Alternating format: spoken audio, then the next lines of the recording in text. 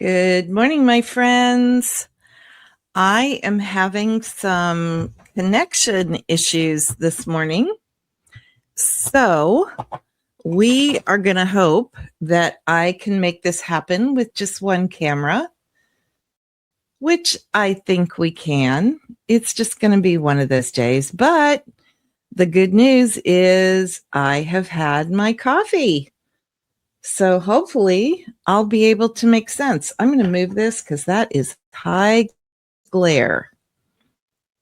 So if you are watching the replay, hang with me for just 1 minute because the connectivity issues with Facebook have maybe had to change some things. So I need to figure out what I'm doing. If you are here with me live, please let me know.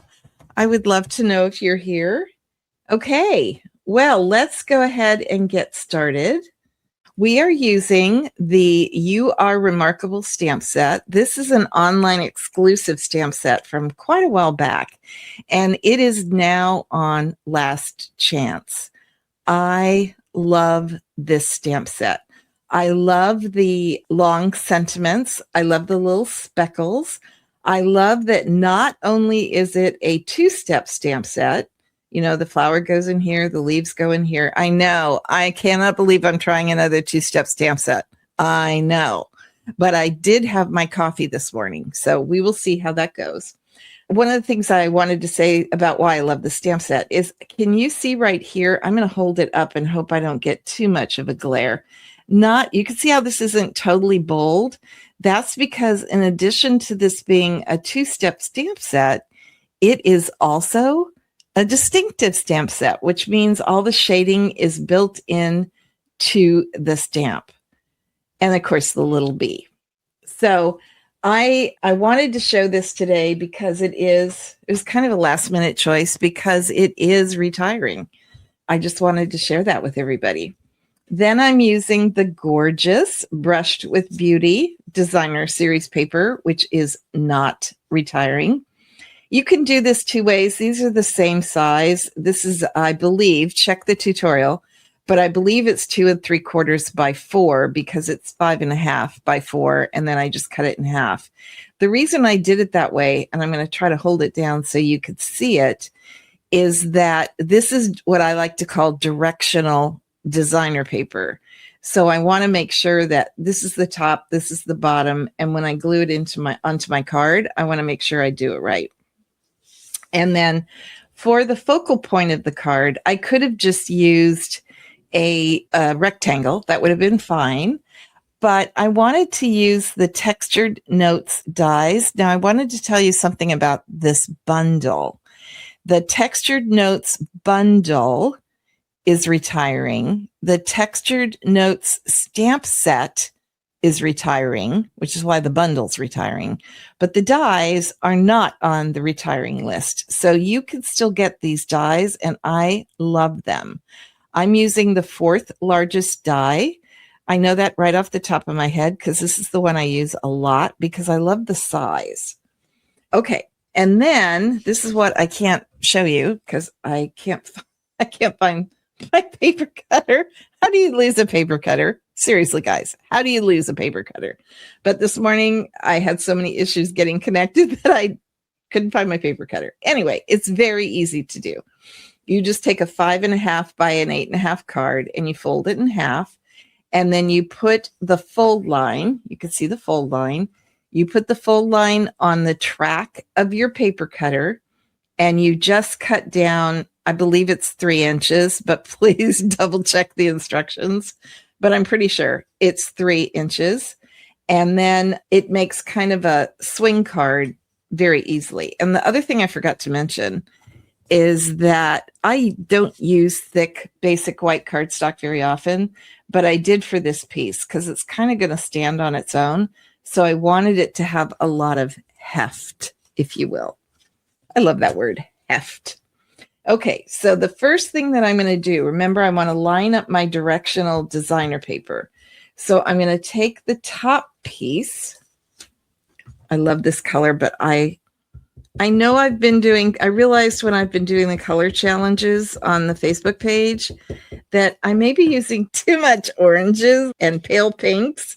So I'm going to try to break out of that habit in January, I promise.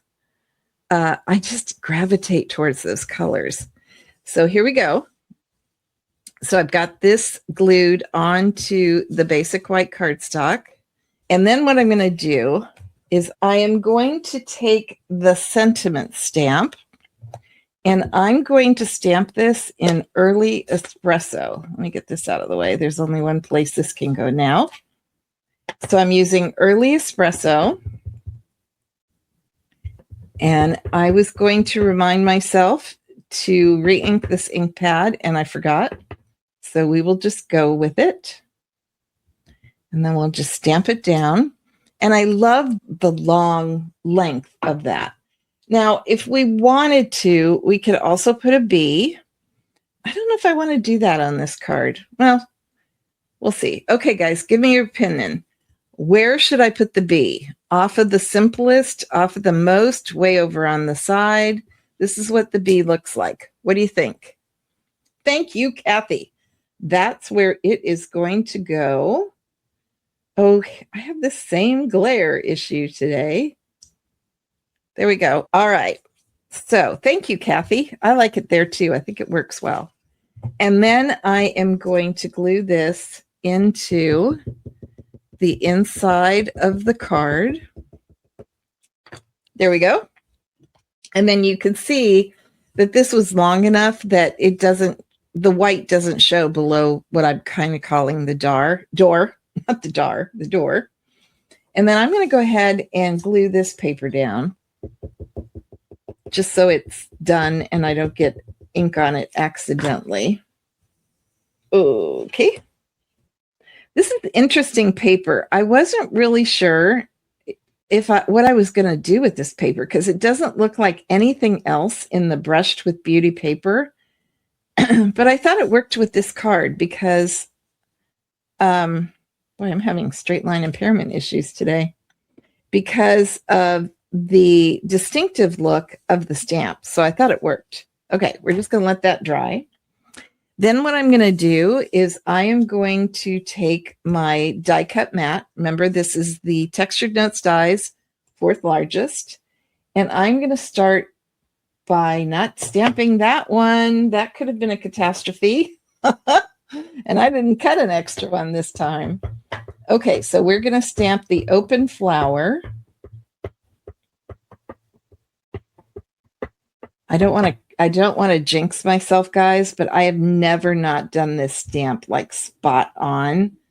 So I sure hope I don't jinx myself. Okay. So we're just going to stamp that in the early espresso. We're done with that. The hardest part of lining this up, because it's not meant to line up 100%, are the leaves. So I'm going to do that last. Just in case. Just in case.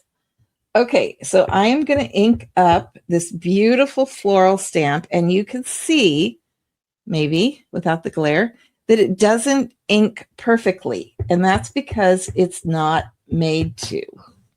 Okay, I'm going to have to bring this down just a little bit, guys, so I can try to get rid of that glare. Holy cow. I got to figure out a way that I don't get all these glares. I was off again. Jeezy peasy.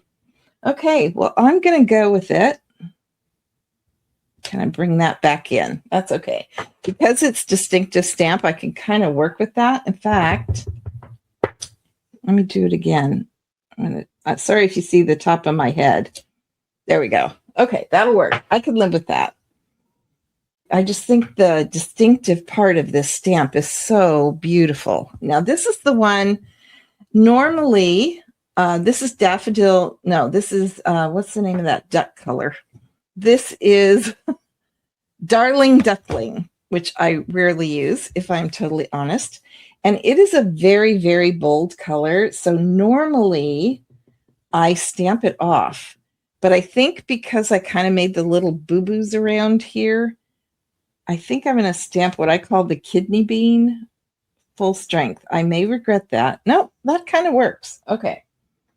So we'll go with that. Now, if I couldn't get the flower, I don't have a snowball's chance of getting these leaves lined up 100% because they're not meant to. This is Mossy Meadow. And I was going to stamp this off once too, but I think I'm going to go all the way for bold because this paper is really, oh gosh, I can't even see the line, you guys. Wine, wine, wine. I'll have a little cheese with my wine here, please. I honestly cannot see the lines. Not too bad. I would have liked this better with the Mossy Meadow stamped off. Mossy Meadow is such a bold color, but we're just going to go with it. And then for the last thing is to glue this onto what I like to call the door, but you want to make sure that you don't have any glue on this upper part, because if you do, you're going to glue your card shut. So what I'm going to do is I'm going to put quite a lot of glue on the bottom third. And then once I know where I want to line it up, which I think is right about here, right at the top, I'm going to put glue there. And that will assure a good solid gluing down. And I think I want it higher. How high do I want it? Let's see. We'll just play. Let's do that. And now I've got that good seal right here as well as down here. So there you have it. A very, very simple card. This card, guys, could be done in any color, any designer paper. I just love how quickly this goes together.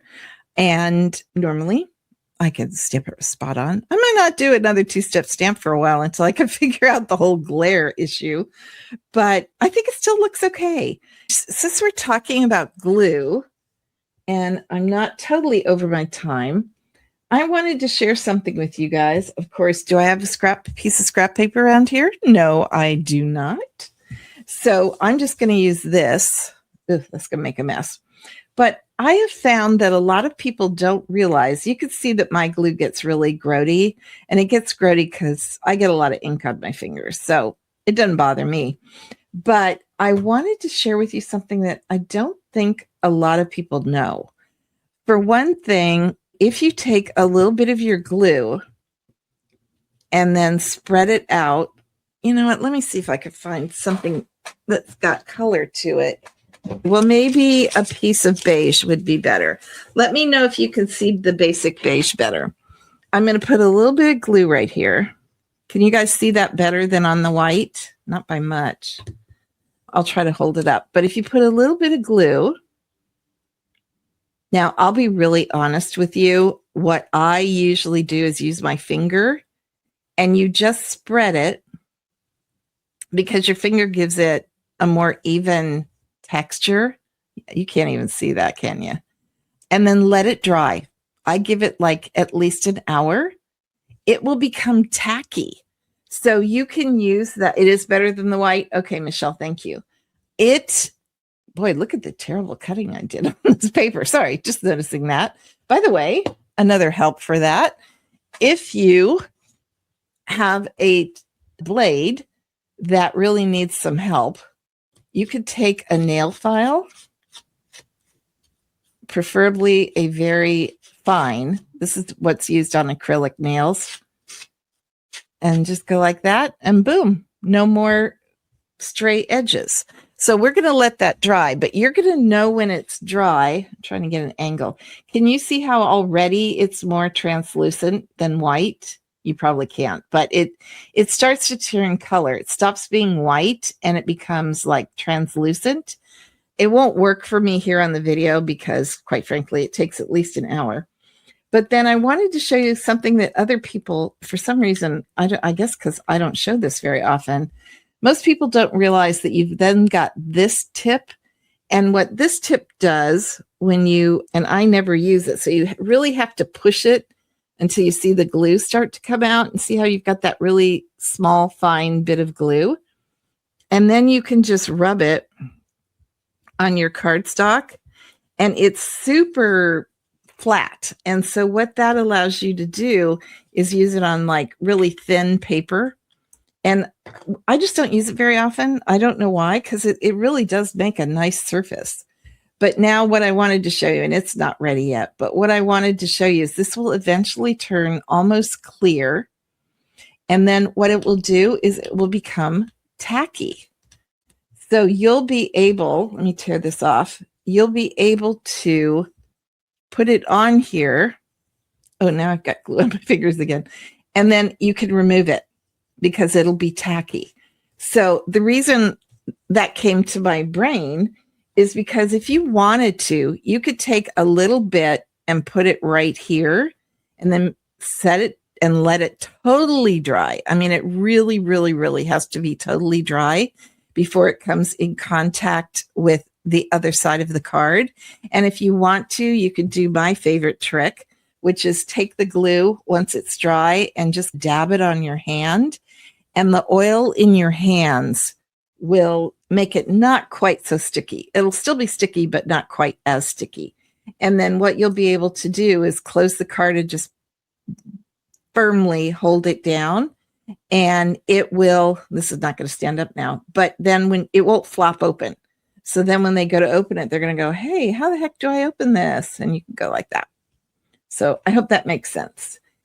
So we made it through the video, got past the connectivity issue. So I'm not going to be able to say bye face to face, but from my hand, have a great rest of your week.